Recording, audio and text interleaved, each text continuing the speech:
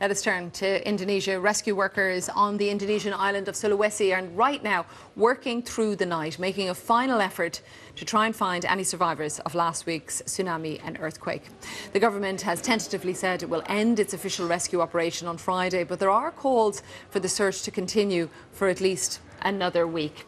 Let me show you the city of Palu. Now, that is one of the worst affected areas there. Electricity has been reconnected to some buildings and a few shops and a few banks have reopened. The number of people that has died is more than 1,500. It is still expected to rise, though, because take a look at this. Under every flag that you see is a body among that rubble, and they are just the victims that have been found so far. Also, underneath the rubble of the Mercure Hotel, French rescue workers found a survivor nearly a week on from the disaster. One father has been digging with his bare hands to try and find his daughter, but he ended up rescuing other people along the way, including a pregnant woman. We kept shouting, "Miren, Miren, it's me, your dad, with your brother." But there was no response, just silence. I became very sad. I stayed there, even with a couple of aftershocks. I'll never give up. Well, the mudslides caused by the earthquake have obliterated entire villages. This is the village of Petobo, just east of Palu. The earthquake was so powerful that it shook loose the rice fields, which then actually poured down the hills. And I also want to bring you this little girl, just 2 years old. Her name is Fiona. Those mudslides, they swallowed her mother, also her sister, but she was plucked to safety. Let's hear from her auntie. She often asks, "Where's my mum? Where has my mother gone?" I tell her we're still looking for her, or I say your mother has gone on a long journey. If she hears a loud noise or a plane going overhead, she's scared. She's still traumatized.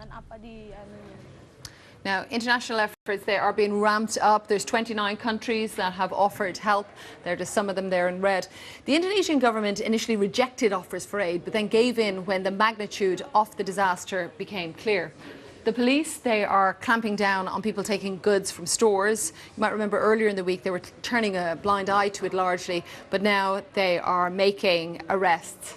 And also, I want to show you this. This is how desperate people are, fighting over one precious box of supplies from the Red Cross. It's also incredibly hot in Indonesia. There's been a severe lack of both fresh water and food. But on top of everything else, the Indonesian government has had to deal with a number of hoaxes that are circulating on social media. Let me bring you this. It is from the government trying to make it clear. So this one is an image of the mayor of Palu. A hoax reported that he had been killed. He is still very much alive. Also, many graphic pictures of victims among the rubble, but they're actually from other disasters from years ago.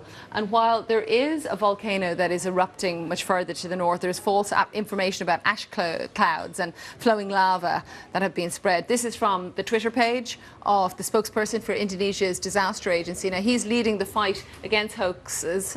This translated says, "This is not the eruption of Mount Soputan. This photo is a hoax. Don't share it. Just throw it out," as if the Indonesian government don't have enough to deal with.